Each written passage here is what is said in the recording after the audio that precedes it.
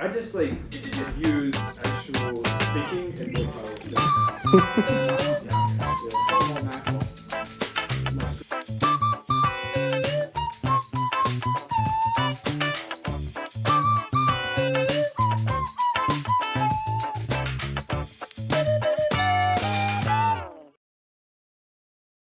But it's fine. No, I feel like I just do that normally. Like in social situations, I just always drink.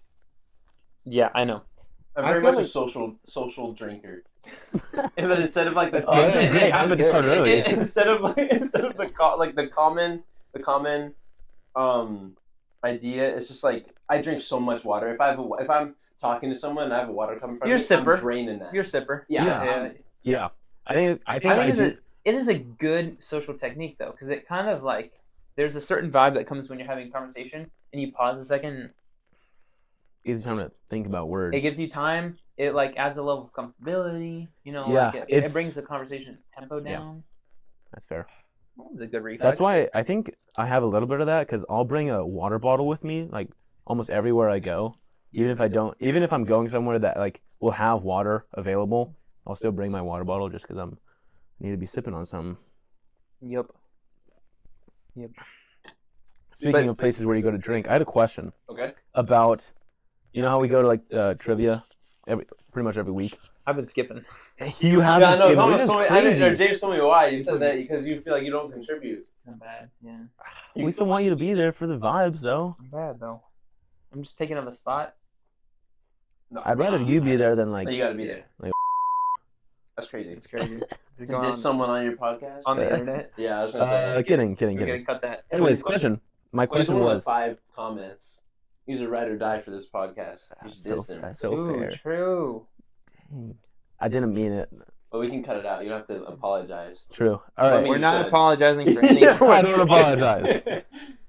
My question was, if in theory, we were given our tables upstairs, okay, and you guys came downstairs, like I don't know, like to get a drink at the bar, and you guys came down, and I was in a ring of people, like fighting someone else, would you guys step in and help me without asking questions? I would break up the fight. I would not fight people with you. Really, you don't believe that if I'm fighting someone, I probably have a good reason for it? Yo, I don't believe that.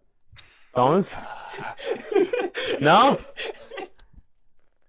I'm gonna have to go, David. Come I on. don't trust your instinct. I- You walk around the house, okay, and you go like Okay, you're okay. he's like I'm I'll gonna go like that.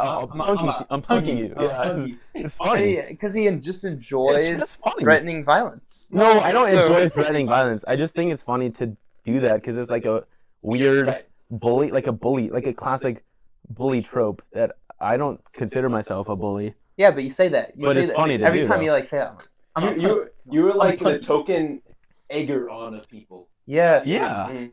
So Yeah. if someone was fighting you, you probably would deserve it, but I would probably hop in there and help you out. I wouldn't Yeah, fight them. if anything, you deserve it. Yeah, you're not I- standing up. It's not like with some people, you know, if they're fighting, you would be like, man, like he's usually not aggressive. He must be standing up for someone, or like he got attacked. Like I'm gonna help this guy. But if it's you, Yeah. I kind of question like it's either a goofy reason or it's like maybe you don't deserve it, but maybe it's like not totally just. I was you know? hoping you guys would say you'd like put him in a full Nelson and then just let me just like. Yeah, There's but that's no just way. not. That's just not the case. I wouldn't even do that for I don't Thomas. feel I wouldn't even do supported. that for Thomas though. Unless Thomas, it's like full on brawl and like it's just like we have to fight them. I break up the fight before anything. But if they punch me and we're both there, we got to fight. I guess we have. Yeah, to no, fight. we're talking about real fight. We're talking about real Yeah, fight. But Like, listen to it. I'm there's- fighting someone and you see like their friends like pushing through the crowd to get to the fight. Do you like try to get there? oh, and, for like, sure. take- Actually, I'm thinking about your situation more. If you're not just being goofy, I don't know. I'm kind of thinking about like you getting like your shit knocked. Like, I wouldn't be like, losing. Like, Okay, like let's someone be takes clear. someone takes Let's a be chair. clear. I Someone wouldn't takes be- a chair over your back. It's comedic. I feel like I kind of feel like brother instincts kick in. Like I don't know. Yeah, that's You know, fair. Like there's a certain. Or like they like take a beer bottle and it's like over the back of my head. I know. I feel like I'm a little protective. I can see that. If it's like If it's super, real. if it's like super violent, then I'll like hop in and like I'll do stuff. But I think my first like instinct in a fight would be to try and break it up. If That's I fair. can't break it up, and then I just have to fight, or I just try Yeah. to get you out of there or something. Yeah, Mm. that makes sense. That's probably a more sensible answer than what I was hoping for. The But, full, yeah. the full Nelson. Like out of a movie, yeah. Mhm. Yeah, it depends on the dudes too. Like who do I want to stay in a fight with? Like Yeah, who did you piss off? I guess I keep assuming that you were the one who started this. Right, we said something. We said something. Yeah. I guess any fight that I wouldn't. I don't know. Like if I knew you were being unjustly pummeled. I don't know if there's any type of person that I would be, like, if I was fighting them, that I'd be in a stalemate with. Because if they're any amount weaker than me, I would have finished it quickly. And if they're any amount stronger than me, I wouldn't be winning. What does that mean? I finish it quickly. Yeah. No, like, anime, bro. Yeah. no, that's not what I meant. I But meant, also, what like, does that mean? You think that everyone has to be either way better than you and just no, kinda, no. Like if you're Wait. someone You're saying gonna you're end not with in a it. stalemate? Like, what does that mean? I How are think you saying that you are not going to be in a fight with someone who's like about as big as you and you guys are just kind of straight trading punches? You think that wouldn't happen? You'd be surprised. I think most No, people yeah. trade punches, I even if they're think- bigger than you. I think I'm That's falling just into that tendency of most guys to just believe you could win any fight. Yeah. I don't think I could win any fight. I don't think I could beat you guys. No, there you go. At least together, maybe one on one. David and James going at it. Yeah, pod. That's after next show. episode. The new special. Huge We're just- fight. Yeah. yeah. But we almost got in a fight, and like, you remember that? It was like 3rd or 4th grade. I'll never forget it. A fight in 3rd or 4th grade. I'm sure it was like Hey. It could have been 5th grade. crazy. I remember it though. When? What was happening? We were playing. It was at the old campus, and we were playing Ultimate Frisbee. Okay. And it had rained a little bit, Okay. Yeah. And- but it was so Kind of hype. legendary. You guys threw down? No, we almost did, dude. It was, I it was forget actually, this lore. It was actually such like a, like just like a two titans moment, dude. It was like I mean, wrong. okay. Here's the thing. Let me explain the story. So we were arguing about some call. Yeah. And then I started showing my food. That's crazy. But yeah, so we were playing Ultimate Frisbee. We were arguing over some call. We'd been arguing about a couple things during the game. So there's one thing that was like final straw. We were kind of like in each other's faces about stuff. And so like you like pushed me, and Ooh. I stepped back and I hit some mud and I totally ate it. I just like I fell back and like slipped. And Dude, you this were is sick. you were dying laughing. no. And I was so close. Oh my enough, I God. was so close enough to you to like sweep your Oh, leg. I remember the story. I've Oh my heard the God. story before. Oh my Yeah, God. you said because just I swept your leg right there, and then we both started to get up, and like Ransom and like Noah Ocker and like some other like older kids like. This is sick, That's dude. crazy. Totally fucking. Uh, You're sure this isn't a dream? This happened? I'm remember hearing sure. about it. I've heard about that. Okay. I've heard that story before. 'cause I I'll remember- never forget how fun that was to sweep you after you pushed me. I was like, Yeah, I that's got sweat. crazy you were standing that close. Yeah, crazy. I was not on my guard like that. I know. No, but that's kind of crazy that we were getting heated over calls.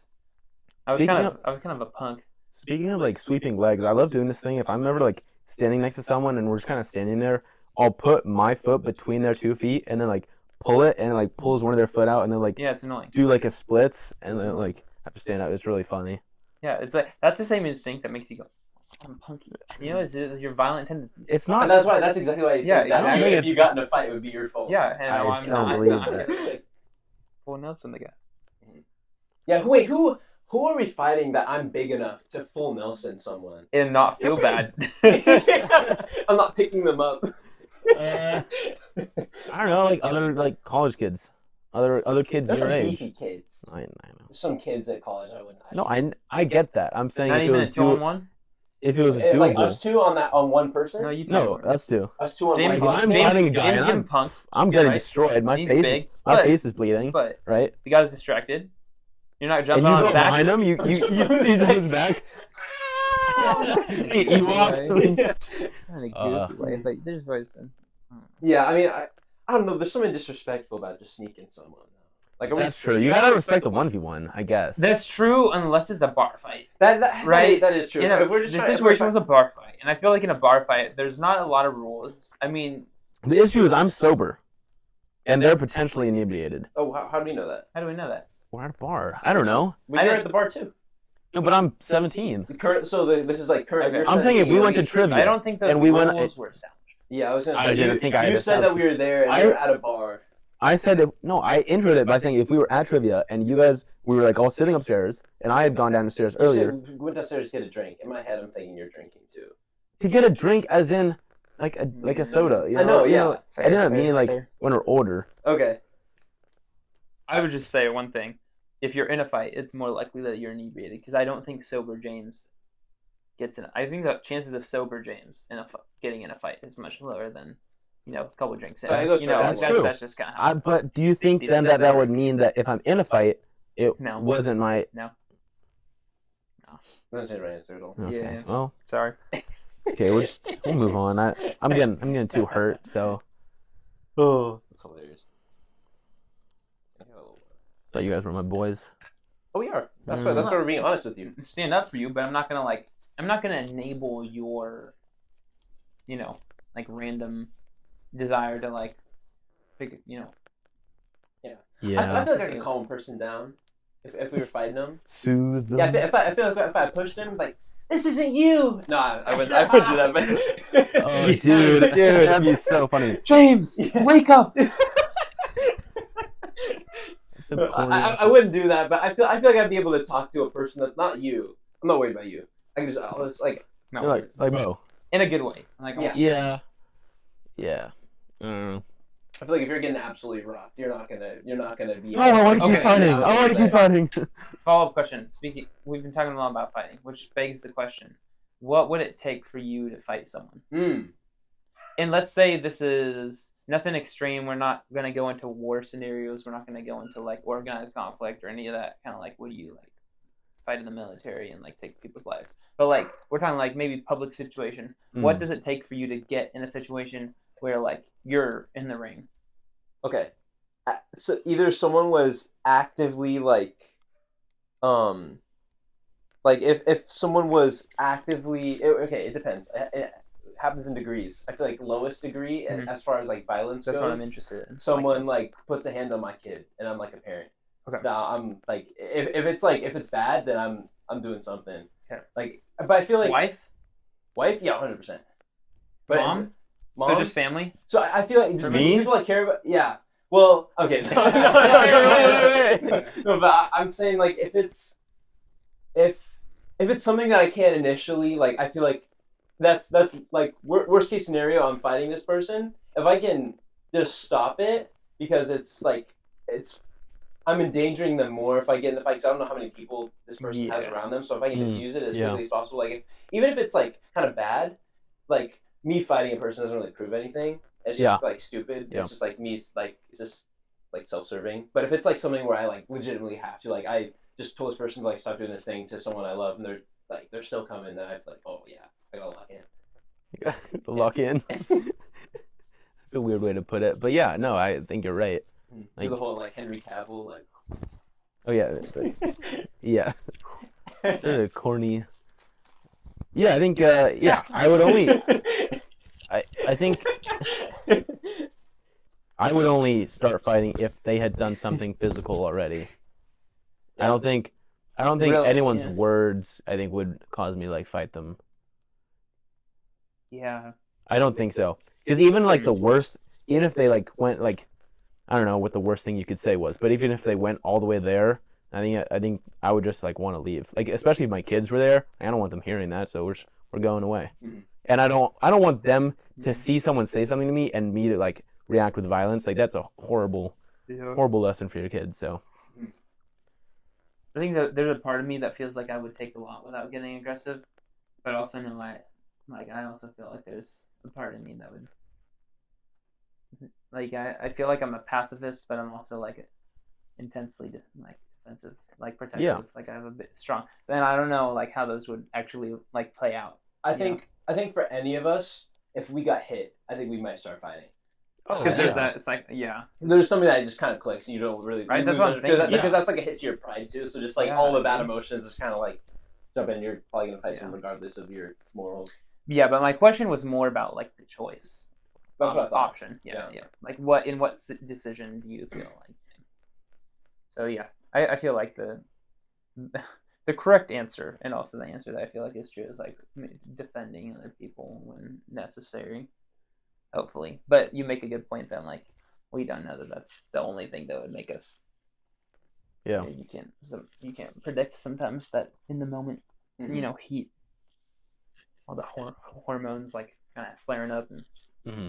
Yeah, all of a sudden, like, hits the same moments, like, the same, shoot, what was I mixed two words in my brain, and I said them out loud, and I don't know what I meant to say. Wait, just say the word that you mixed. Like. No, I don't know, that's the thing.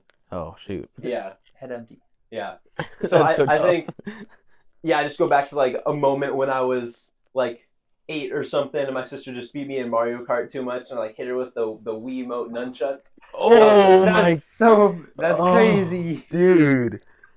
She used it like nunchuck. Well, no, it wasn't like hard, but I was just like, Oh. or I like take So the- like you used it like a nunchuck, or did you use like one of those like like stars? no, or like the stars that you? I don't think it was a nunchuck. I think I literally just like hit it with my remote. Okay. Oh. I just had like a remote in my hand. Like, but yeah, no, it definitely happened. Yeah.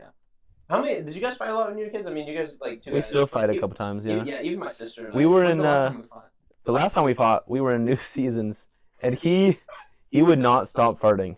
He was just so nuts. He was hitting drive-bys, right? Like we would like pass other customers, and he calls it crop dusting. So we'd be walking past, and he would let one rip, and then he would just do it like when it's just us kind of And I sitting would talking. get you too. I would walk over talking to about you. like groceries, like we're like looking at our list, right? And he just does it. It's so miserable. So finally, after like I don't know, we were in there for like 20 minutes, right? And he keeps doing it. I just like I don't know, I just hit him in the shoulder, and it wasn't like a fight. Like he didn't like Yeah, that hit was me not back, funny. but 'Cause I that was the last didn't time I fight got violent. So I guess That's different. I guess that's to answer your question. What would it take for me to get violent? I don't know if they're Actually- farting too much. Actually, I think it's pretty easy for you to get violent. I don't Yeah, know. Maybe I'm- it's your youth, You guys are probably but yeah. I think you out of the punch- three of you us, I'll punch probably me pretty often. get violent the easiest. And I wouldn't say punching, like when you like sock me like you did in New Yeah. Zealand, that's not like you like getting violent. Like Yeah. you're not starting a fight.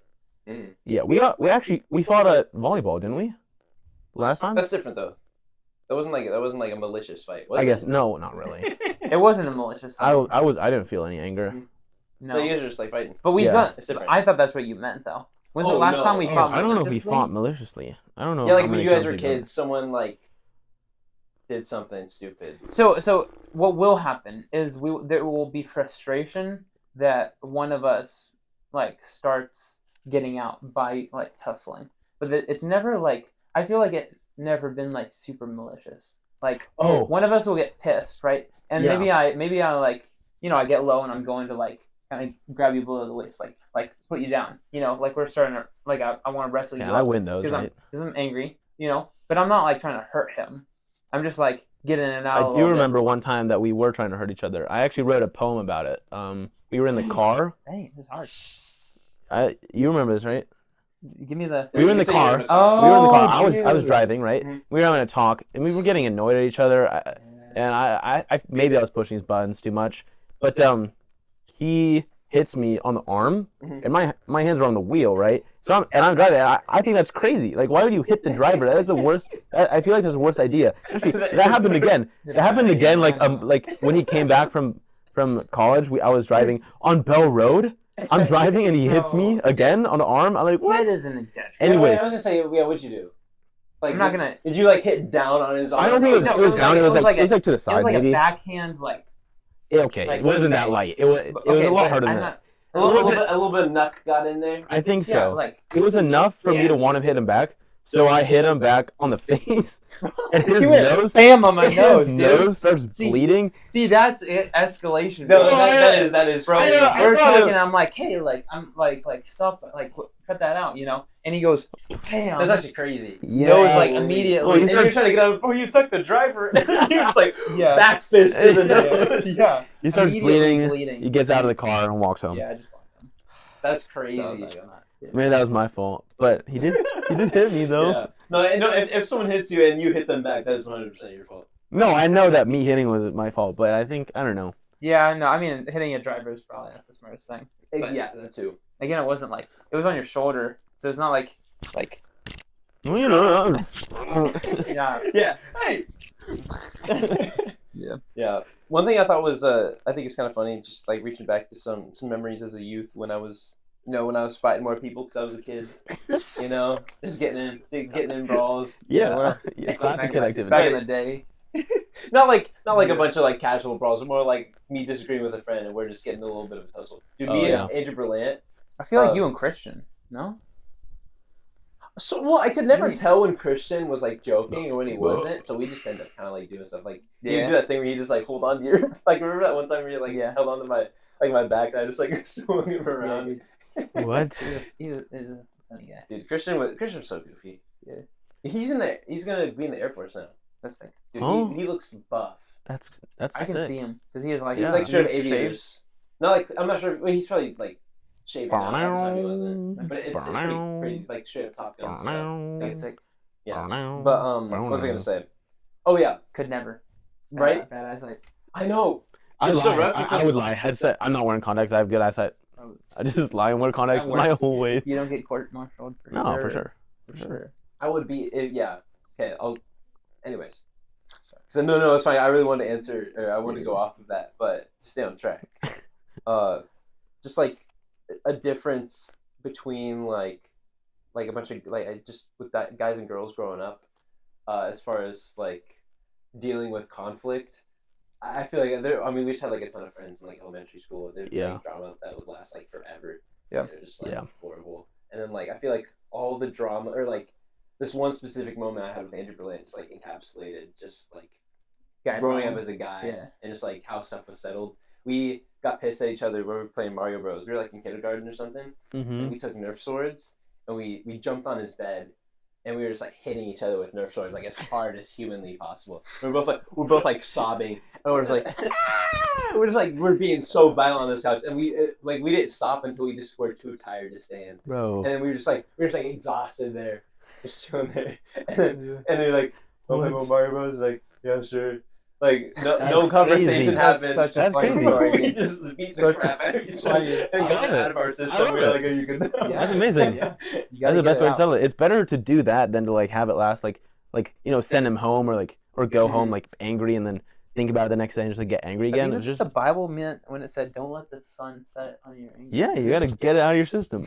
So you gotta get. That's what the first time. Yeah, that's what I meant, bro. This and this. Oh, yeah. No, but that's real. There's like even the times we've wrestled when it starts like because we're frustrated or something like that. I feel like it's always like a little quick roll wrestle and we're like get a little physical energy out, get a little tired. It's like we're chill. Yeah. We kind of move on. You've been talking about like fighting like your friends at school. I don't think I've ever fought any of my friends because I've always been too nervous that like the teachers would get angry. I guess I'm too like anxious about that. So a lot of like my guy friends I never fought when I was younger, but sometimes like Colin will get frustrated and like step to me with his arms up and I'm like, bro, chill out. I'm not trying to do anything here. And that's like, he's not like when he's like angry at me, but like just like playfully. But I've always wondered who in my class I could beat in a fight. Because we'll never know. Yeah, we gotta fight all of them. I've considered starting a fight club, I guess like a class hangout. Just like dude, story about Fight Club. Okay. Let's hear it. First year of school. Ooh. In first grade? No, freshman year. Oh, in college? Viola. Ooh. Okay. And I wasn't in a fight club. I didn't fight anyone in a fight club. Let me be clear. But it was near the end of school. I was hanging out with some friends, group of friends from honors, and we kind of like hanging around, like walking around campus, kind of like talking about the end of the year. Kind of like we're like reflecting on the summer and like talking about what we're gonna do. It was like one of the last evenings before like a bunch of people kind of left, like the week that everyone was like leaving school. And so we're walking around the baseball fields, which kind of no one ever really goes by. And there's like there's like some portable building classrooms by these baseball fields. So like basically like modulars. Right. Yeah. It's called the Grove. Lots of people don't like. There's not a lot of classes there, and they're kind of broken down, so no one likes to have school there. But so we were kind of walking past the ghetto of Viola. Yeah, it's kind of the ghetto. It's kind of way south. There's no reason to go there unless you're unlucky and have a class there. Oh. So we were walking like past the Grove, and there's like a bunch of guys walking towards this one beach volleyball sand pit. Mm-hmm. And they're like a bunch of guys just kind of like mobbing their way there, kind of laughing, and so we're kind of like, what is it? It was kind of late. I mean, it was like 9:30. Yeah. and then they kind of started organizing and being loud, and they couldn't really see us, and so we were like really curious what it was, because something to do with the way someone was like trying to organize them seemed kind of like they were like trying to like do something like without like advertising too much, like organize, let's do this thing. It was like kind of interesting and kind of weird, because it was like, what could they possibly be doing? But I don't know, college guys do dumb stuff, so it wasn't like totally out of the ordinary. But yeah, they start organizing. We're kind of like standing, like kind of like peeking out of these, like the edge of one of these modulars. And at some point when they got closer, because the sand pit was close to the modulars, I ended up like putting my phone camera like around the edge and just looking at the screen. Oh, that's like, funny. I know they were close enough that if someone was looking, they could see one of our heads. And I was like, I don't know, that's just kind of, I didn't want to be seen, because they were like kind of being like secretive. Yeah. And so they like organized around the sand pit, and then they like had two guys, like they circled around it, and like two at a time would enter this like one half of the sand pit, and kind of like start in the corners, and like someone was talking about rules. They were like, so here's the rules, no like punching or any, or like no punching. Like, yeah, because it was like wrestling. It was like wrestling. Oh. Because I mean, they're not trying to like give each other concussions. Yeah, that makes sense. I thought it was gonna be like no biting or scratching. Well, I think that was part of it. Okay, but yeah, I mean, like, wrestling. Okay. So yeah, someone laid down the rules, and then two by two, they like, or like one-on-one, people entered the corners, and there's like a countdown, and they kind of like, like circled, like started and circled around each other, and people going down. That's such a weird thing. And we didn't hang around for too long, because like, we kind of felt like Christian college. We were close enough that I was like, I just thought, I was like, I don't want to be caught by these guys. Yeah. It's kind of funny that you say that, though, because I know I'm thinking about it. I kind of had a similar thing, but it was a lot more organized. I was actually involved. It was for Halloween. My church, like the different community groups like that are part of the college ministry. We all had like a toga party. We like ate like tacos and stuff, like soft tacos and stuff. Over at someone's house. Okay, I think I saw pictures. Yeah. And we basically just like we all like put our names in a thing and like put it in a jar, and they would like draw two names and have to fight. I never got to fight, sadly, which was like, oh no. So it was like the circus. Well, they're not like they didn't have to fight, but they were like wrestling. Yeah. So were like indoors? Indoors, yeah. It was just like in someone's living room. It was so fun. Dang. That's funny. Did they just wrestle? Yeah. In togas? Yeah. Nothing under? No, they had stuff under. Okay. No, yeah, yeah. There was Loki. I couldn't tell everyone who's in the crowd. Like, I was looking for people I knew, and I could have sworn someone in my cohort was there. And he would be, because he does like martial arts, taekwondo, Taekwondo. whatever the big wrestling. Jiu-jitsu? Like, he does jiu-jitsu. Okay. The one where like they walk towards each other on their hands and feet. You know? Yeah. What? You know what I'm talking about? I don't think I've ever seen wait, that. I'll do it right now. They're like crab walk kind of. People, yeah, they're like. What? Yeah, you'll see that, and they get up there like. Oh, that's so funny. Lame. Yeah. I think it's that like that stance where you're kind of on your back with both your feet and your hands up. Yeah. It's emerged a lot in like the main wrestling scene, and I think it's kind of, I don't know. I just saw like a YouTube video about it, how it's like ruining the wrestling scene because it's just a cheat code. Where you mean UFC or wrestling? I don't know. I don't know UFC. what like WWE. I think maybe WWE, but well, WWE staged. What? WWE. Like the fights are staged? Yeah. WWE. Yeah. Like The Rock, John Cena. What? Like. Then probably UFC. That's probably what that's probably what it's on. There's no way you not. I didn't know. We don't really. I don't watch wrestling, so I don't know what anything it really like is. WWE is like, oh, the Undertaker. Like people jumping off of like ropes and like Yeah. Okay, that makes sense. I don't know. I've never like watched any sort of that. No, it was probably UFC. But apparently, it's like ruining all the fights because it's just lame. Like no one wants to fight against it because it's just annoying. It's just not fun to watch either. Yeah. But it's just, I think it's just the practicality of like you're wrestling, so you're gonna go to ground, so you start on the ground. Yeah. But you're not gonna do that in a street fight because you're just gonna get stomped out. Yeah. But the best technique in a street fight, running. Oh, yes. I thought I knew you were gonna say that. I was like, okay, if you have good enough stamina and you're like confident in your like parkour abilities, dude, which I am, which I feel like that's why you got it. People gotta run. You know, if you're not long distance running, like every now and then, to make sure you have like enough like standard, like if you can't run a mile without stopping or 2 miles without stopping, like at a decent pace, I feel like you should have that skill just for life. But also like sprints. Like Mhm. when's the last time you sprinted? Like for me, it's not frequent. Like unless I'm doing a Yeah. sport, Like, which I'm not necessarily doing. Probably not sprinting enough. I feel like it's yeah. yeah, no, I like one thing that I do, and I haven't been doing it since I've been home, but when I was at school for my workouts, whenever I did do anything on the treadmill, most of it was a jog, but I would always end like the last, like, maybe like eighth or like Yeah. something in like full sprint. Or the kick. Mhm. Yeah. Yeah. Yeah. That's So, good like, practice, yeah. There's- There was one time, I mean, you talked about having decent parkour abilities. Do you remember the one time, it was when you guys were still at school, where you and someone chased me with a cone? I think because Oh yeah, me and Julian. Yeah. Julian, yeah. that sounds right. That's something he would do. Yeah, you guys chased me with a I cone. was there too. No, I know. I But understand other you than do it. you, the only Other one than- other. Yeah, Yeah, it sounds yeah, like yeah. something Julian, like, cone. Right. That was devious though. We had every right to put that. I'm cone sure. on you. What Yeah, happened it was after something that? about the senior 'Cause prank. he had been yapping his mouth at the senior prank. Not about what it was, but just the fact that you guys were, I think, talking about it at the He time. was yapping. Yeah. Yeah, because like Samuel came up to us and like, hey, like someone mentioned a senior prank. Like, who told you? And it was like James. And we immediately. Julie and I were there. Yeah, He's a leak. but I mean, Not on purpose, but I think you just. I think the only reason I outran you for so long is because you were carrying a cone. But I was hopping, 100%, I was hopping like the boardwalk fences and stuff, and then I don't know why I stopped. I don't know. I just stopped running at some point. I think one thing that's kind of crazy is that you're better, like just in general, people are like you're better at parkour stuff than I think you are. Because I think what really stops you, and if you're like calculating it, it's more like, oh shoot, I don't know if I can actually make this. But if you're running and you're just like, oh shoot, I have to make this. Yeah, I've done some crazy I things.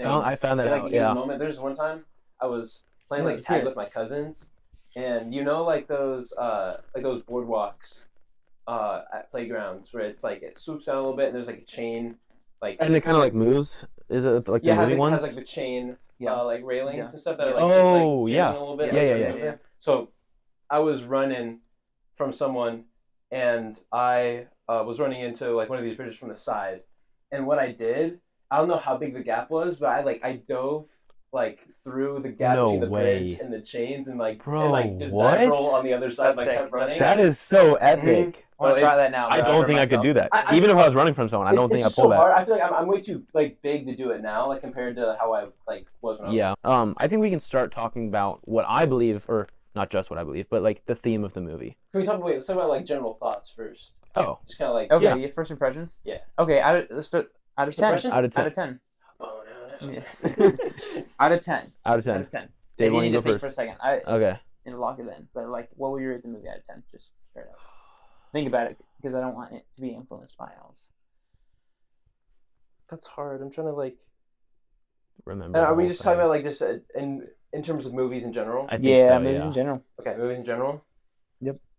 Okay.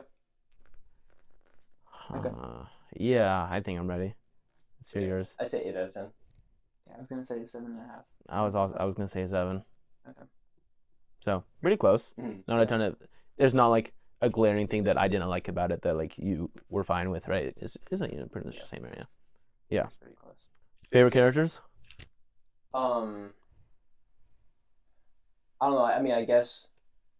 I mean, I love Caproni whenever he was on screen. Just a Yeah. young Japanese boy. Yeah. Yeah, no, that was great. Yeah, no, that was good. And Jiro, I mean, there are like, it's obviously like a character driven movie, but I feel like you're supposed to like Jiro. Does that make sense? Yeah. Yeah, or relate with him. Like, Yeah. What did you guys just think of like of the movie in general? I thought it was good. What did you give it? Why did you give it your rating? Like, I don't know. I guess I liked it. It was definitely, one of the better movies I've seen, but I don't think I liked it enough to just like want to rewatch it in my free time. Like there's some movies like do you remember the animated movie Tintin? Yeah. I liked that movie the first time I saw it, and it's one of those movies that I would love to just watch over and over again. I don't know, Tintin goes crazy. I enjoy the Tintin's whole a good thing. movie. There's no bad part of the movie, and it's just great. So Yeah. I don't know. That's yeah. It's so funny because I love any movie that's animated that changes its style, like that. Like I can't think of a single other animated movie that's like similar to that other than like maybe like Polar Express or something. That's like you. I've never seen Polar Express. You've never seen Polar I Express? don't Yeah, think we so, didn't no. watch it growing up. Yeah, That's crazy. I know. I've heard great things about it.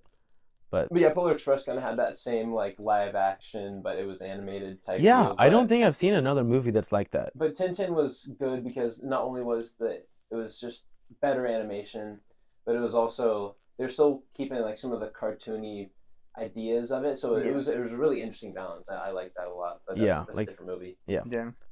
Next time. But yeah, I think that's why I'd give it a 7. Just not super rewatchable, at least for me. I thought it was an artistic movie, which is kind of its own category. Like it's like specifically for the art or the idea behind it, you know, as opposed to like an action movie or a comedy. Yeah. So for an artistic movie, I thought it was like, I really liked it because I think I just like those kinds of movies. Not super rewatchable because of that, because they're kind of more like experiences that you get, and then it's like Yeah. holistic, and it's like I would rewatch it, but it's like not Yeah. like something that I I think would it's- crave rewatching. It's super the soon. same reason that there's like some places that I wouldn't go back to just because like it was great like to experience that, but like it would be a different and probably a worse experience if I went back. Yeah, kind of Like some national parks and things like that. Yeah, I like comparing it to because this is my second time watching. It was my second time watching it when we watched it us three. The first time I watched it with Paul, and it was like us two in the cave, just like taking in the movie. That was like that. Like I thought that movie was like a lot better than when I saw it the second time. Sorry. But it was just like, I think it was interesting because second time I feel like I was analyzing it a lot more. And I think the reason I enjoyed it more the first time was that Paul and I were just kind of like blown away by some of like the music, by just like the setting, like the idea, like the whole vibe of the movie. Yeah. So that's why you say when it's like it's an artistic movie, I feel like we were like super caught up in the art of it. Yep. And then I was like feeling like when I was watching it the second time, I was like, I feel like there's like, I really enjoyed the like the message and what it was getting at, but I still felt like I was somehow disconnected from the story a little bit. And I wasn't sure if I was like missing knowledge or anything, or if that's just kind of how it went. Like maybe I was looking for something in the movie that I wasn't supposed to. Like I feel like if you're watching, and that goes for a lot of Ghibli movies too. Like Yeah. with and just artistic movies. Yeah. like if you were watching like, you guys haven't seen My Neighbor Totoro. No. Okay, but it's based. I mean, it is like the epitome of like a Ghibli kids movie. And so, like, if you're watching that movie looking for like deeper meanings, if you didn't know that it was just like a kids movie, then Yeah. you wouldn't like enjoy the stuff that you're looking at as much. So I think that it was a super artistic movie. It's interesting you said that about like looking for a deeper meaning, because I think last time you said that the boy in the heron was kind of a metaphor for his life somehow. That I kind of forget all the details, but you mentioned that, and I think I found rewatching this and looking at some like notes about it is that this also has themes of that. So I think at least these two might have a deeper meaning, not like a deeper like meaning, but like something that's not just art. Based off the actually, what were you gonna say? No, I was just agreeing with that. I think there's, I think there's definitely like intention put behind it that is deeper. I think what like, it's just not plot wise. I don't think Miyazaki is like super like drawing a ton of strings in terms of his plot. Like usually, which is interesting about him, because some people really like to use the plot as the central like driving like meaning behind the movie, is like unraveling this string of plots. And I feel like his plot usually is more straightforward, or like not the central piece. It's like the backbone, and that it needs to be there, but it's not highlighted, and it's not what he wants you to really like focus on. It's like, you know, like all those kinds of strings and story arcs.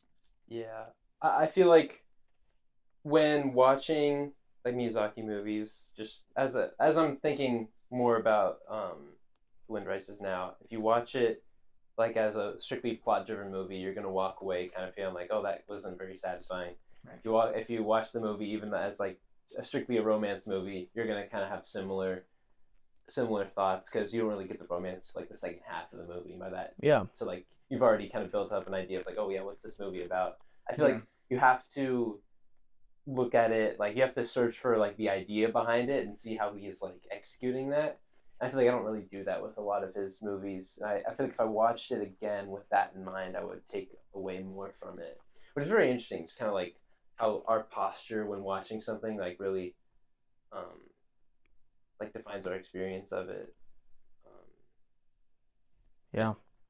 I think Miyazaki has done some very interesting things with how he kind of structures the plot or the conflict of his movies. With this one, it was interesting to notice how a lot of the like movement or action kind of happened in the first half, like you mentioned, and then the second half is just the romance, which is very different than a lot of movies because the second half feels like it's slower in a lot of ways than the first half, and it's kind of a weird feeling like you're kind of your brain you have to kind of be thinking about like, okay, there's a time skip here, just about how long was that, and then now, where are we now, and what has kind of developed, and where is the main character. In the first half you have to be thinking the whole time, and the second half is like, oh, I'm just enjoying kind of their story.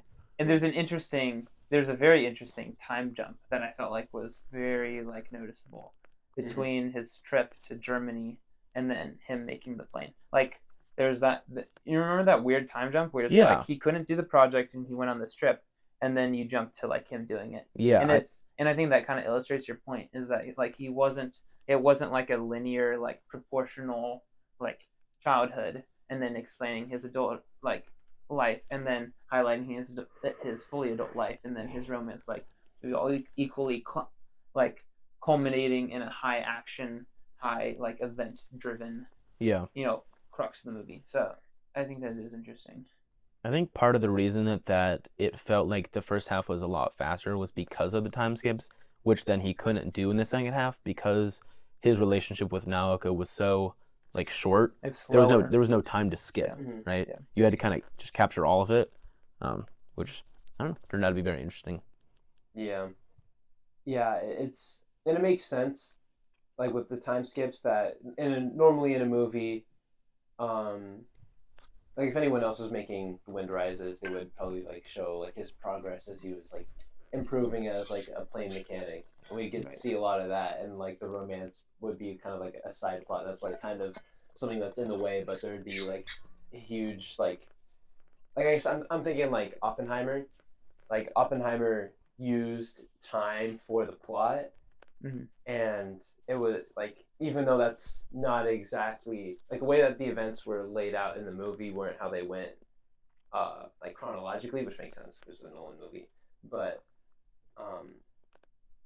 yeah, he was kind of using our knowledge to kind of have like these big moments and be like, oh yeah, it all led up to this one moment, like, oh yeah, no wonder, or just like us learning more about Oppenheimer and himself. So instead of us kind of having a similar moment with him, we did get moments of him growing up, but it's more like just kind of seeing like these different ideas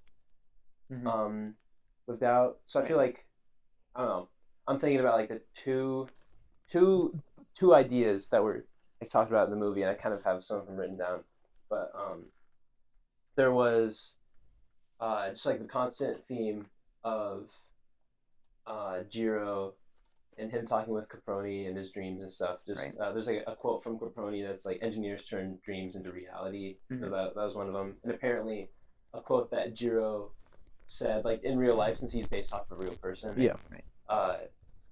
Like a quote that he said was like after he had already like made all the plans, he said, "I just wanted to make something beautiful," and it's kind of like. Right. Like there's that idea because it's something that's like honest and like it makes sense, but there's also something like naive about that. So there's that element. The other element is the whole thing with the poem. Yep. Like how do we live? Yeah. Like the wind rises, we must try to live. Yeah. So I don't know. What do you guys? We can tackle one at a time. Yeah. What do you guys want to start with? I think Miyazaki did a good job of kind of portraying that struggle of like the main character Jiro like wanting to make something beautiful, but it ultimately being used for war. Like a lot of the movie kind of was based around that idea. Which you gave your two ideas of like the theme of the movie, and I think that kind of that idea of his hope for it to be like beautiful, but it ultimately being used for war kind of relates to what I thought the theme of the movie was, which was like false hope. So Jiro kind of had these two things that he wanted out of his life. One of them was to make beautiful airplanes, and one of them was to spend a life with Naoko. And yet the airplanes that he wanted to be made just as like kind of his art ended up being used for destruction, which is not what he hoped for. And then his hope for like a life with his wife kind of also, he couldn't hold on to it because he knew that she had that sickness for like a while. Yeah. So to clarify, would you think that Jiro failed at what he was trying to do? He didn't fail, but he didn't. He Well, that's what false hope implies. Is that I don't he think hoped for that's not something and then that's he not chose really what I that. meant. Is that he hoped for something and like failed to get there? It's just that he hoped for something and it wasn't possible because his job didn't allow him to make airplanes that were just not for war. So he failed to get there. Yeah. I think it's different, but yeah, If it we can sounds phrase harsh, it like that's that. fine. But that's what I'm curious about because there's a couple ways to look at it, right? Like you could say that he hoped to make beautiful airplanes, but then he didn't succeed in that because they were used for war and they ended up not being beautiful. Or you Yeah. could say that he succeeded in making beautiful airplanes, and whether or not they were used for war ended up not actually impacting his own belief of what he was striving for, right? Like Yeah, I guess I don't know. I guess my point was that he hoped for two things to be true, and they were hopes that like were never going to be able to come true. I guess. So there's no like chance of his hopes. I don't know. Yeah. I don't know. Maybe he did fail. I guess. Yeah. I didn't really look at it like that, but maybe he did. Yeah. because it seemed like because I'm thinking about the poem as a theme. Mhm. So like the whole like the line is the wind is rising, we must try to live, and which is a line of hope, right? It's a line. So like that line in the poem, and it's kind of it's kind of contextualized in the poem to mean this too. But just taking that line by itself, I think, is kind of implying that there is something bad or evil or hard or painful or something that exists, Mhm. and then the line occurs, right? It's kind of like an implied, but like the wind is rising, we must try to live despite whatever happened beforehand, right? Like I think that's what that line means, and so it's interesting because if you take that line as like the theme for the movie, it's kind of like the inverse of what you said. It's like it takes as a foregone conclusion that there's war, or as a foregone conclusion that there's illness that leads to death. And it says, as a reaction to that, I'm not going to try and hope that doesn't exist. I'm not going to give up. I'm just going to try to live and do and have this kind of maybe box that I am going to try and do, however much is in my capacity to do. I'm just going to do that despite what I'm taking as a foregone conclusion, which is kind of like the inverse. It's like having your hopes kind of dash, or like maybe initial hopes dashed, and then like moving on to to just do what just okay. I'm just gonna keep working on my dream for the planes, or I'm just gonna keep on spending time with Natsuko. Yeah. Even though she's like has an illness that is gonna end in death. No, that's a good point. I didn't look at it like that, and I guess I didn't even think about the poem that much when I've thought about the movie. I kind of forgot that it was there. But it is kind of. But I guess it's it turns out to be an important part of the film. The title of the movie. I know. Were you gonna respond to that, or had any thoughts on the poem? Or Yeah, I read the poem today. It's a long poem. it is, and I feel like I definitely need to read it like a couple more times, just because it was like it's chunky. But that's kind of the vibe I got from it. Yeah. And yeah, just with that idea, I thought it was interesting because I think one of the reasons that it wasn't satisfying, and I was wondering, I kept asking myself this question after kind of doing some more research and just thinking about it more. I think the reason that it wasn't satisfying is that it was him trying to do that thing and the outcome wasn't satisfying. His wife still died and his plane still got made into weapons, and that's just kind of how it is. He tried to live, and that's where it got him, but it wasn't it was his consequence at the end of the day, but it wasn't you didn't the ending of the movie didn't make it feel like, oh, he completely failed. It just kind of felt like that's just kind of what happened, because he tried to have those two things. And there are certain elements of that too. I've heard arguments that if he hadn't been so focused on trying to work on his planes, maybe he could have helped out with his wife more. Maybe he could have been able to support her more during her sickness instead of leaving for work all the time. Or there's the scene where he's doing this thing and smoking, Yeah. And it's like that's not helping. Yeah. Yeah.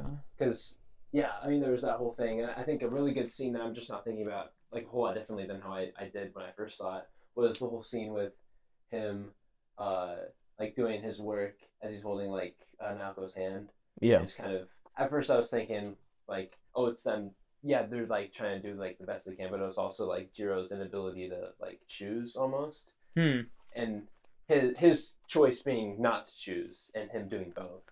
But Yeah. how that impacted both areas. Like, he wasn't able to be with his wife 100%, and he wasn't able to spend as much time, like, working on planes and, like, making sure that his dream, like came to reality.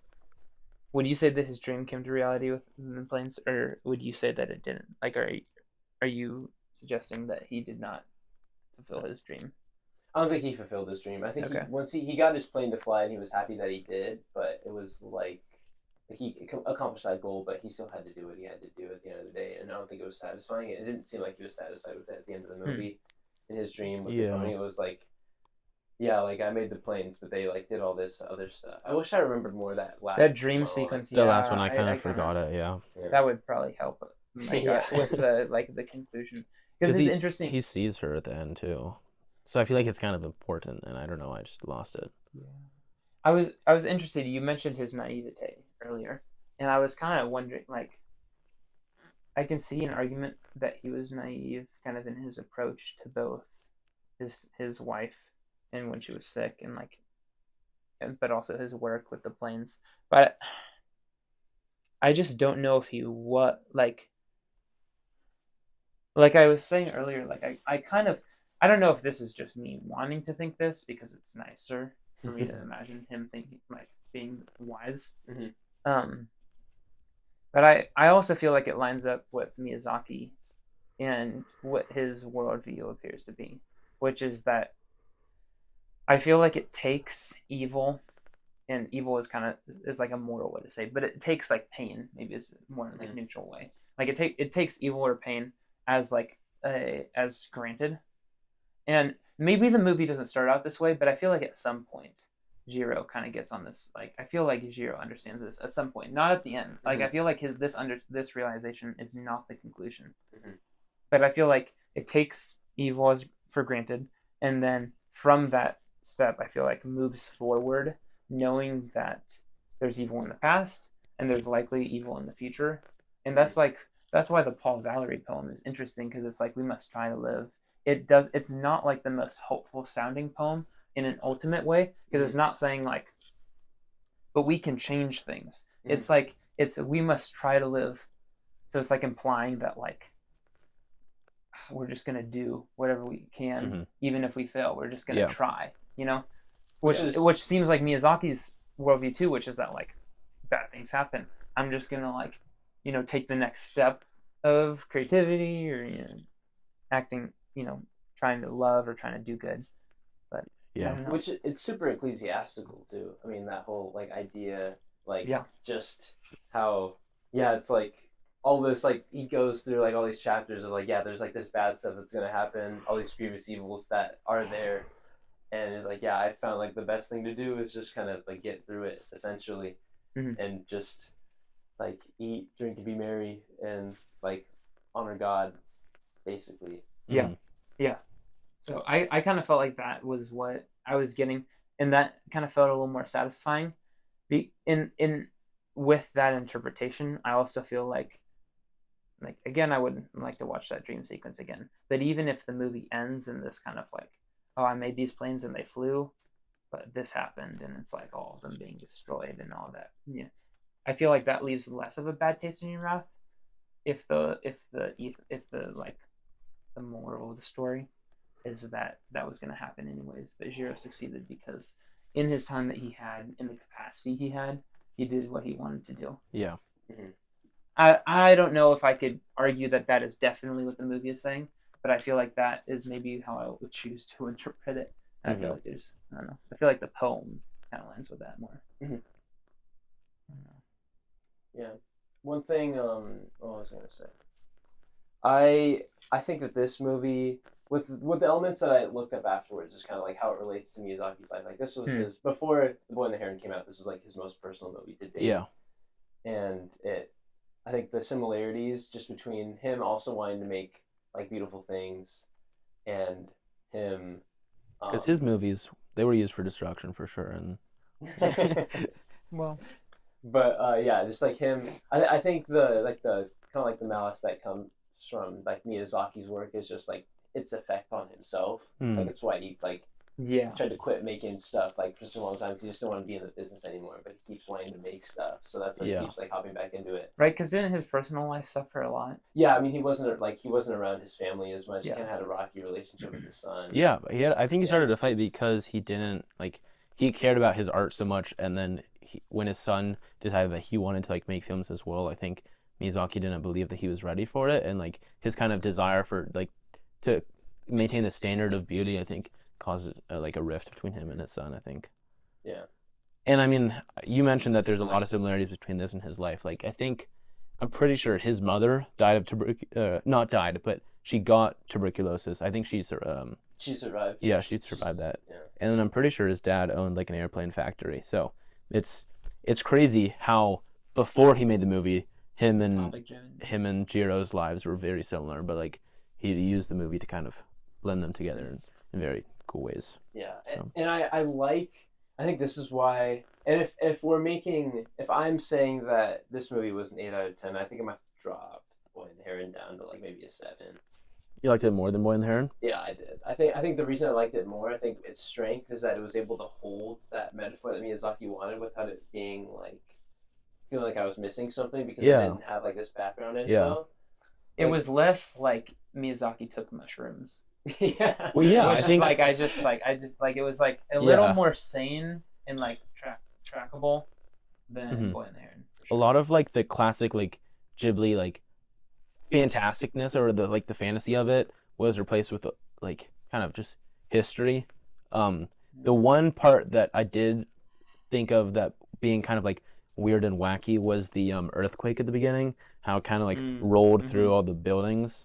But other than that, it was pretty much down to earth like the whole time, I think. Yeah, but I don't think his strength in his movies is because of how down to earth they are, though. Like I think that the issue with all of I mean, you guys haven't seen a lot of Ghibli movies, No. so like when you said like that was a movie, like that was something like as fantastical as that was. I mean, you saw Mononoke though, didn't you? I feel like that movie was probably more crazy, especially with that deer like face suit. But yeah, Crazier than Boy and the Heron, or crazier than. The Boy and the Heron was pretty crazy. I don't Boy and the Heron was whack. Like it was wild to watch. It was just hard because I felt like there was just so much metaphor going on, and like a lot of what people are talking about. I was like, I feel like I was supposed to get something from what that dude just said.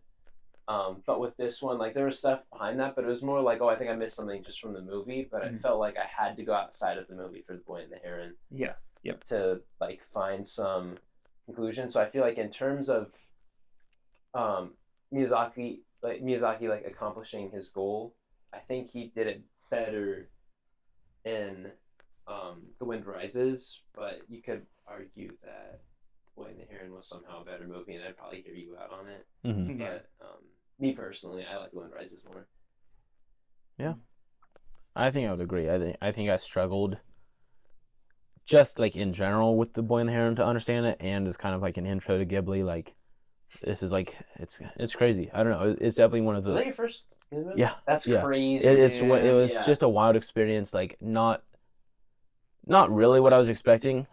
I mean, especially because we started in the real world and then you like moved to the other thing, and it was just I don't know. It was getting weird. So yeah.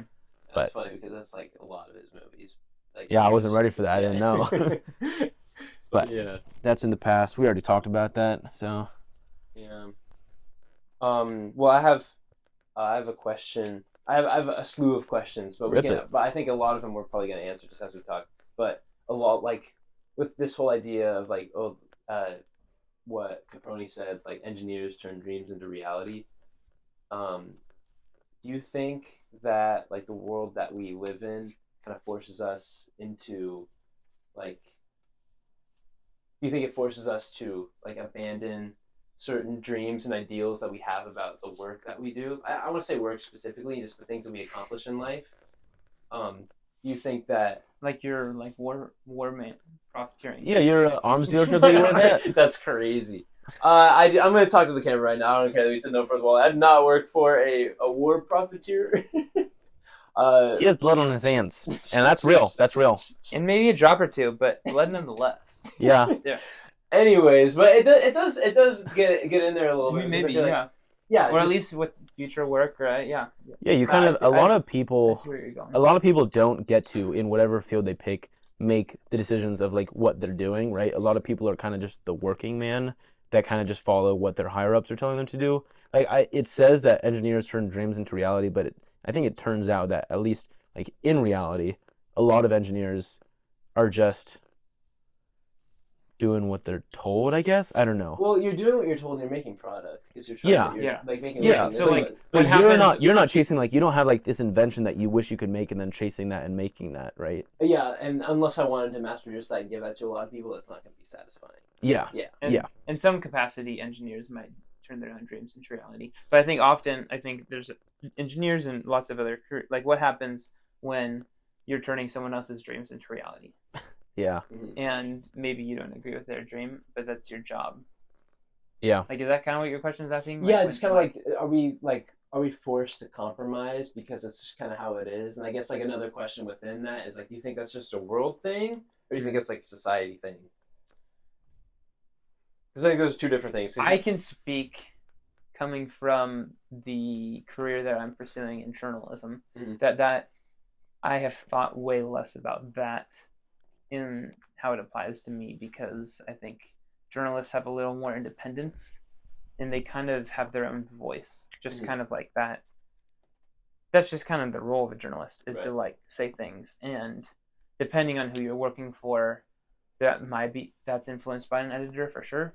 And there may be stories you want to pursue that you're not allowed to or given clearance to because of who are your boss. But there's a lot of independence that journalists have. So I've never I feel like, I don't know, I'd have to try and exit my own like kind of bubble of what I'm thinking about doing to kind of relate to that question. Just Yeah. because I think my intended job has a lot of independence. And not in like the career that I'm working now, because I'm working at a restaurant, but in the career at least that I want to pursue in college, because I want to go into film.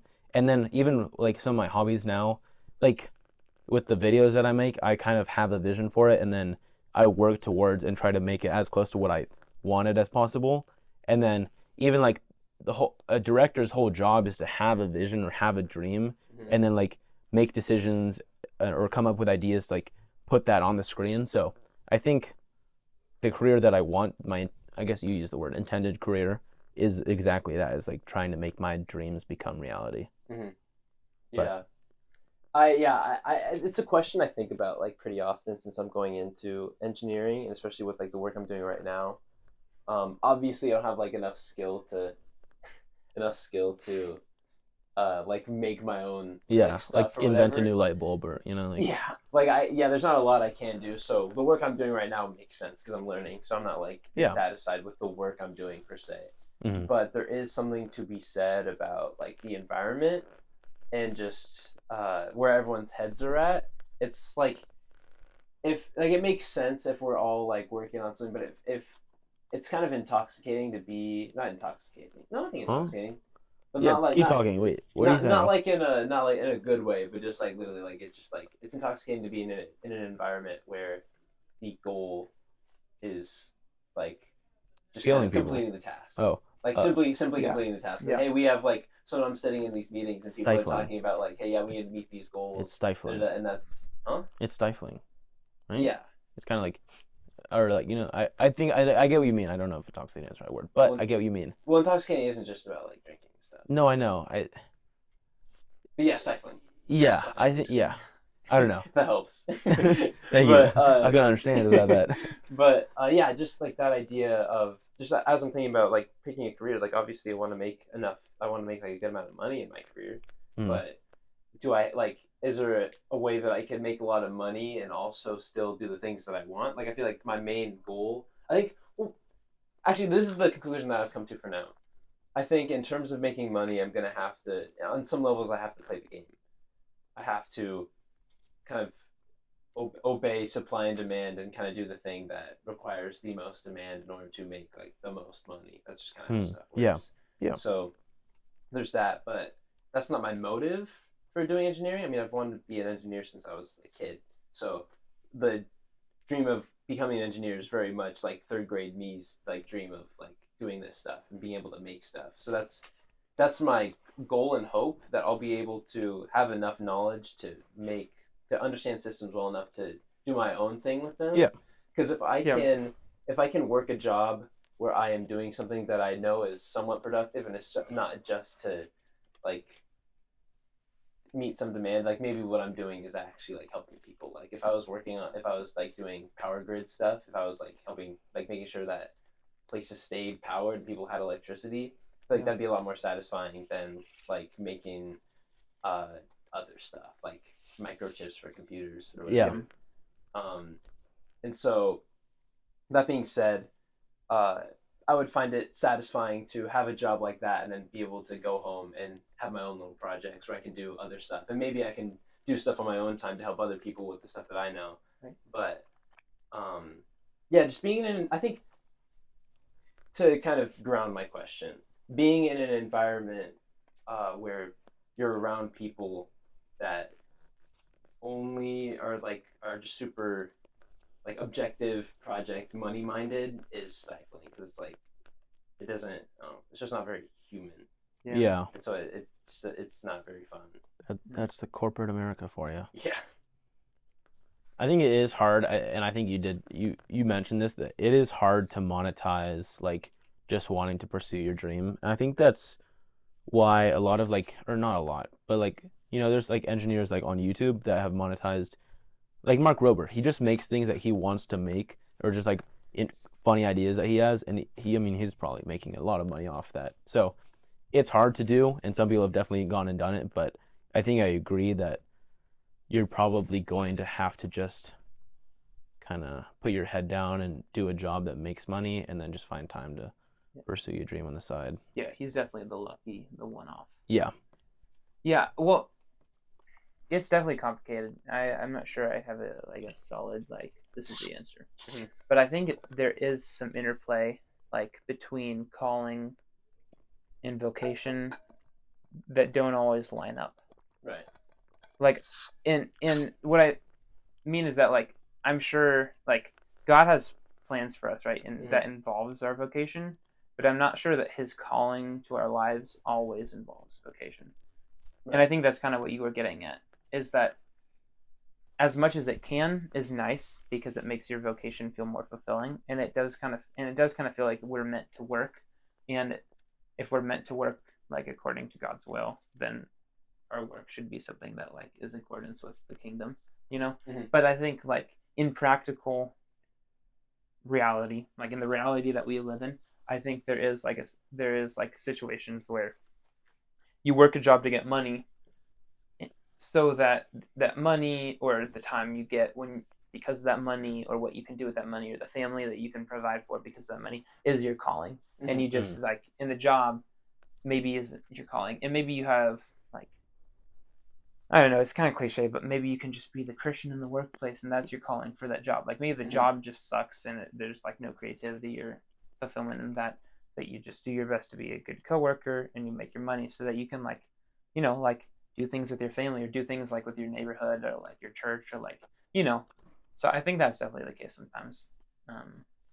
I don't know. Yeah, it's just interesting. Sorry, I caught another train of thought as I was saying that, so I guess I'll just hop on that. Yeah. I mean, we're coming back to the idea of yeah, like the wind rises, we must try to live. Just kind of like that idea that there are certain things that that in our certain callings, like the situation's not the best. Like maybe my vocation is different than my calling. Yeah. And then all of a sudden, the work I do is super unfulfilling, but like that's okay. Like I have to, like, my goal is to try and live within that thing. So like for example, it's just kind of like I feel like the little things throughout my day that kind of break the monotony of normal work. Like for example, on my breaks, they have like various like ponds outside of certain buildings, and they have like little stones next to them. So I'll just like skip some stones on my break like awesome. that. Stuff like that is nice. Mhm. And I just, yeah, I find it interesting. Do you think that when do you think it becomes harmful when you're trying to like kind of scratch that itch and like Yeah. kind of like get away from Yeah. this like idea of pure like inhuman utilitarianism, just like meeting goals and stuff? And like, yeah, when do you think that trying to romanticize it or whatever gets like too much in the way? This might answer your question, but it's also just a thought that maybe will help us answer the question. Okay. I also think there's a difference between, like, maybe God didn't intend us to live in a society where there's jobs that feel useless and don't really connect to our humanity. Like that, it may be true that that's not God's intention, and that maybe we should do what we can to try and avoid that as a society. Maybe we should try and change whatever we've done through industrialization and like the over teching of our lives to like kind of get into that hole. But I think that may be true, and maybe we should try and exit that hole. But the dude or the gal who's working in that industry that maybe isn't fulfilling or maybe shouldn't even exist in God's like intended plan shouldn't just feel like their work is useless, right? There's a difference between like recognizing that that's not how God wants us to live and still feeling like maybe that's still your lot in life because of you live in 2020 for, and that's how the world is, and you've been getting these skills and these like, and you've been placed in that role, and like so I think we might have to struggle with like God's intended purpose for humans, but also how we may be placed in a situation, and this is kind of like the poem, like, and we must try to live the best we can out of that without letting the fact that the whole situation was messed up to begin with like from stopping us altogether from doing anything. Your question is a little more harder for me to get around. Like when in that boxed situation, like how far do we go? Attempting to live truly to our intention versus. I feel like I'm struggling to understand the question in some ways. Well, it's like if I'm working a job and I'm forced to like kind of like do these tasks, and it's like 90% of like the bad work, and I can do 10% of the good work maybe in the conversations I'm having with people around me. Yeah. And what point of the growing percentage of this, because I think it's hard to have both. I think you have to like, they don't intermix very well. Yeah. And I think you can have them mix depending on what you're doing for work, and what drive for trying to. I guess I'll bring it back to the movie because it's a lot easier.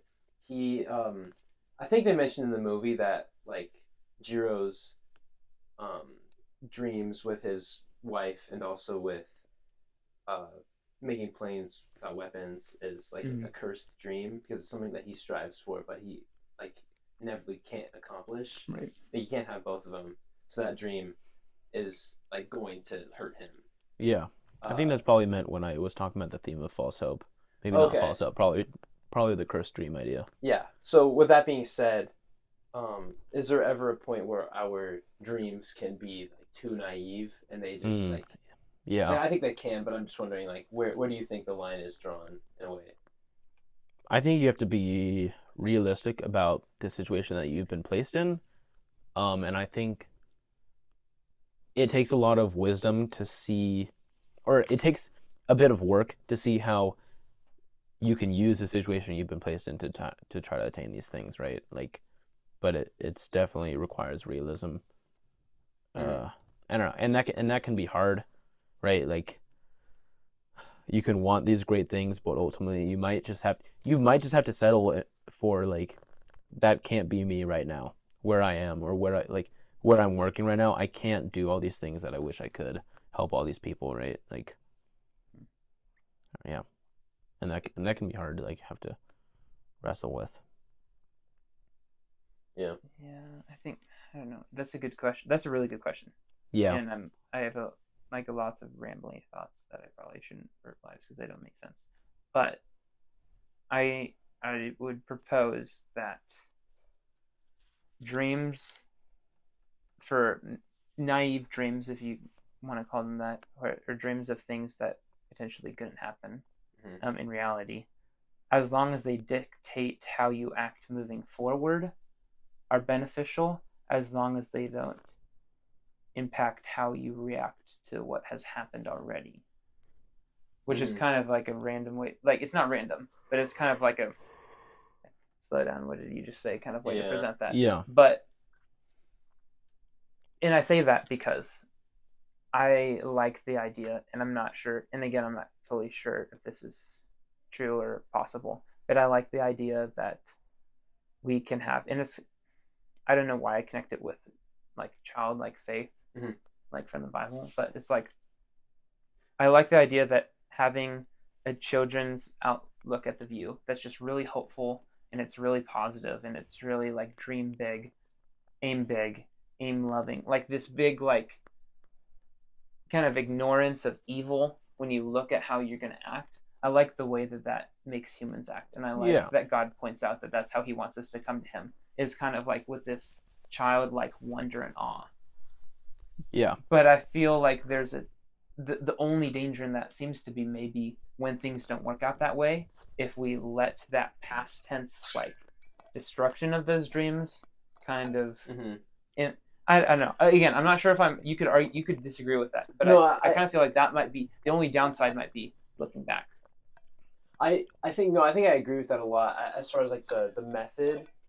And maybe we're getting into a completely different topic, but I like this, what we're talking about now, because as far as like how we're supposed to act, I think you're completely right that we should hold on. There's always a lot of truth in those dreams, even if your child like if I'm I'll go back to like when I was in 3rd grade and I wanted to like make a video game company with like all my friends, and we were gonna have like this like big area. We were all gonna learn how to like run a business and stuff. And maybe we'd be superheroes too, because we have enough money to make like super suits, like that idea, like the stuff that I want. Yeah, and then you all live on like a cul-de-sac. Yeah.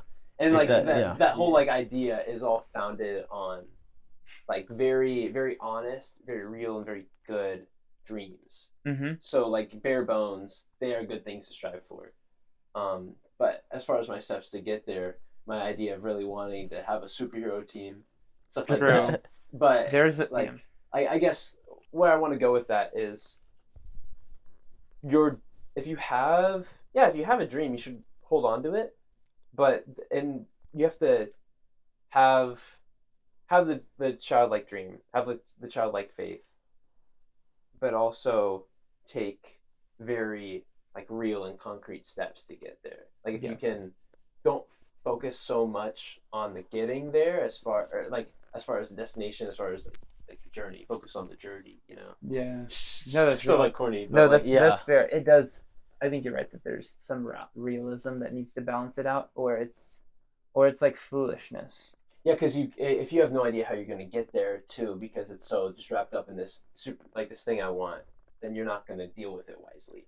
Yeah, I mean, practical wisdom is definitely very biblical. It's like there's the verse about like the builder counts out all the materials he has before he starts doing a project. Like it's like if you have a dream for something, you do need to like figure out how you're going to get there, and if you can get there, and how, what that's going to look like.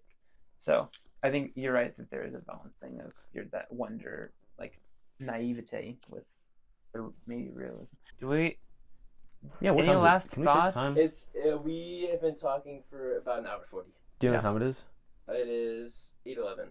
Okay. Do we want to? We talked about the end? movie for like 50 minutes. Yeah. Okay. We could Do wrap we want up. to end with a guidance question? We could. We might have we just could covered start, just one. Yeah. We could start with. What were you gonna say? Well, we could start with if you. Sorry, I was going to jump into the question. Yeah. We could do the juice box question. So the simplest, easiest one to answer. This guy's question: if you could sit down for one of our listeners, put in a question. Yes. Which you should do. Definitely in the comments. YouTube comments. Because we will try and answer them. Yeah. This guy has put in a bunch of deep ones that we should maybe. We really don't have time to hit them. We could try at the beginning next time. I was see if we can. That's a good start. So we don't run out of time and then try and address. Yeah. But we can tackle though. She asked if you could sit down with for a juice box and like a talk with someone who's alive today and someone who's dead already, and yourself, obviously, who would those two people be? And what do you want to talk about? I have a go-to. Okay, let's hear it. I have a go-to, and I know my one go-to. I'm trying to remember what because I've answered this question probably like twice or three times in the last maybe. I think it's all months. three of you together, right? Yeah, it's all not three of us. individual. all meetings three of with- us together? I think so. Ooh, I think so. It's Yeah. about Solid dynamics. question. Yeah. Okay, yeah. Because you could also like there's a strategy of like you sacrifice your opportunity to just get one person from the present who should speak to one person from the past together, but Interesting. that's like pretty I selfless. can't remember what my other person is. I know what my living. Someone who's alive. You know what your living person is? Yeah, but I feel like the connection might change it. Oh, Well, I would that's just fair. go. So my living person, and there's a lot I could choose, and honestly, my answer might change week to week, month to month if I thought about it. But I like having a go-to, and I'm gonna stick to it. Ludwig Göransson is my living, Oh, Okay. because of his which music. at different times I've been more obsessed with him than others. Maybe right now I haven't listened to him a ton recently, but I'm sticking to it because I honestly believe that man is creative and like super thoughtful and super chill. I don't know. I respect a lot of his like musical accomplishments and kind of his like I don't know. He's super talented. Yeah. So I just think talking to him about music or just about life. He also like the way he writes music and the way he approaches it seems like he would have some pretty cool thoughts of just about life and what like what the goal of life is. And I don't Yeah. think he's a believer, but we could probably have some deep conversation that would be really interesting. Besides just the music. Yeah. Oh, dang, I just picked two dead people. I can't do that, but that'd be a really good conversation. Do you Can I have say that at least? Yeah, let's hear it. I was thinking, two people that are pretty opposites, but I Okay. think that they could find common ground, and their opposites would balance them out super well. Yeah. C.S. Lewis and Walt Whitman. Ooh, that'd be so interesting to C.S. be Lewis there is for. a go-to. Yeah. Yeah, That's that's a good actually one. really good. I feel like C.S. But, Lewis yeah. and Walt Whitman would be really interesting, just because I feel like Walt Whitman is so like unbounded, and C.S. Lewis is pretty reserved. Yeah. But they Yeah. both like. I think that both of their life experiences hold like a lot of wisdom, and their like bare bones like ideals and like strivings match each other. Mhm. The more you say that, the more I'm seeing. Yeah. Yeah. I feel like that would just be really interesting to see, just like experience both of that. But I can't say that, so I'm gonna. I'll say that. I would let that pass, You would but let that pass? yeah, I Okay. think that would be okay. Because it's good. Yeah. Because you're right, C.S. Lewis is so like careful. He's like he really like kind of like in some ways he runs like further up and further in. You know? But like he is kind of like a very conservative like theologian in that like even turning to the faith, he was like very slow and careful and like, thoughtful. Whereas Whitman's very like throwing himself at things. That would be really interesting. Yeah. Yeah. That's good. I'm struggling to think of someone from the past that I would want to talk to. I have the opposite issue. That's why I picked two dead Oh, that's people. funny. Well, actually, I would like. I don't know if he's. I actually don't know if he's alive or dead, which is Just go tough. for it. The director Sean Levy. Actually, no, he is alive. He's definitely alive because he's directing Deadpool and Wolverine, and then he directed a lot of just like classic comedy movies, which is something I'm struggling with. Like, as I'm getting more into like screenwriting or writing like short films and things like that, is like writing comedy, and I want to sit down and talk to him about like how does he find a way to be funny in writing, and then like, yeah. I don't know. So some industry tips. Yeah, I want to get some industry tips from him. Some career advice. See that? But I don't couldn't know. think of any journalists. I don't really have I don't know anyone from the past though. career Yeah. people. Yeah, I'm trying to. I think of career people too. It's hard to think of. Thomas Edison. Yeah, I can't. It's hard to think of anyone. Benjamin Franklin would be cool. That'd be kind of As lit. an inventor and an engineer. That's probably And as a like a thinker. and as a thinker. But Yeah. I'm saying like because he fits in the. Oh yeah, category. yeah. Yeah, no, that'd be so- great. You could have so such a cool. dynamic conversation. Yeah.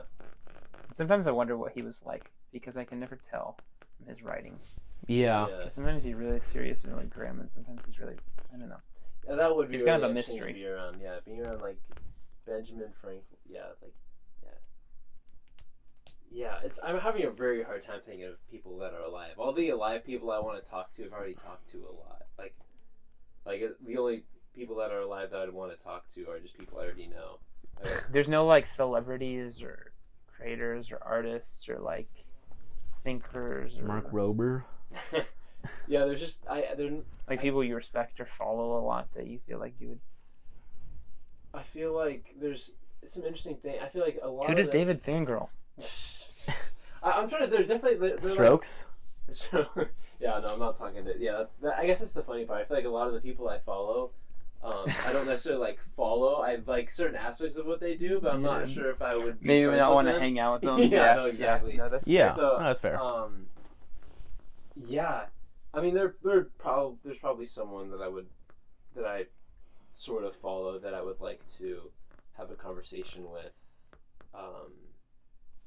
But yeah, a lot of people that I'd want to talk to are people that are like in my life that I just haven't talked to enough yet. I feel like, but yeah, no, I have a hard time thinking of someone that's alive because maybe I don't consume a lot of art from as far besides music, I guess. modern. Yeah, like, I feel like, yeah. but when I get into stuff like older art or we like read books from people, I feel like I'm able to get into their heads a lot more versus than like the music that people put out. Yeah, I don't know. It's that's interesting. Fair. That's fair. Yeah. So with like C.S. Lewis and Walt Whitman, I've read enough of Leaves of Grass or Leaves of Grass. Leaves of Grass. Yeah, Yeah. Leaves of Grass. And then we've read a ton of C.S. Lewis, so I feel like I've gotten it like.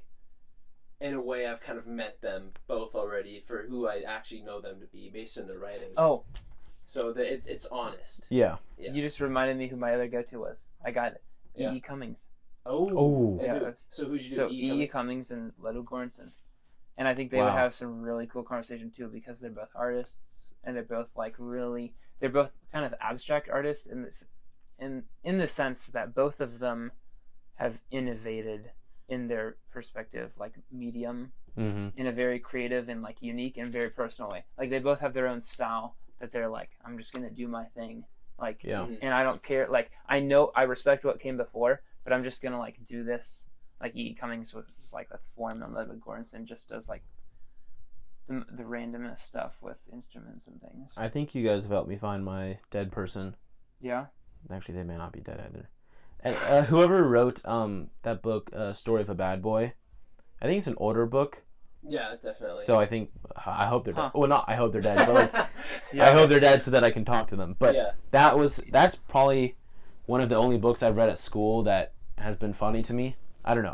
I felt like that book was just full of like funny moments that it was cool that they got humor across in writing, which I find really hard to do. That's your thing. You're you're really on this. you're really humor thinking about grind. that right now. Yeah. The humor. And I want to. I don't know. I like finding ways to be funnier. It's fair. You must try to live. You know. Yeah, dude. Make your beautiful airplane. Make a beautiful airplane. Yeah. The one joke that's my magnum opus. Yeah. Okay. Do you think it's a good? Yeah, I think that's good. Solid. That's a That was solid. episode. That I was don't know, good. 2 hours long. Yeah. We'll be back in a billion years for our next one. Yeah. so. Next Christmas, be ready for our Yeah. our next Christmas episode. Start your timer for, I don't know, 3 months, That's right. 4 months. Yeah. Probably. I know. Yeah. Or I'll be back Thanksgiving. We're kidding. I would love to do one before the end of summer, If we can get another one in. but yeah, We'll see. but it's hard. So We'll do our best. Yes. We're busy men. we are gonna try to live. So we can also. Yeah, we're trying to live. yeah, the wind's We rising. will say but the rest of the French part. we're- It will fall. it Le vivre. Oh Something yeah, like that. like Yeah. de le vivre or whatever. Yeah.